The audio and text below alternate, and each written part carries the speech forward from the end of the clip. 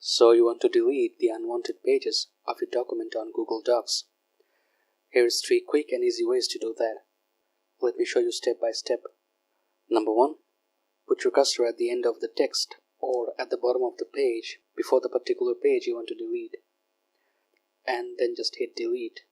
Your unwanted page will be deleted. Let me undo this. Number 2. Put your cursor at the top left corner of the page you want to delete and hit Backspace. Again, that particular page will be deleted.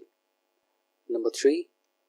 First select the entire text of the document by pressing Ctrl+A and then go to Format, then Line Spacing, Custom Spacing, keep the after value 0 and hit Apply. After that, any blank pages after your last paragraph will be deleted. So that's all for today. If you found this video helpful, then see the other videos of this channel. Good luck!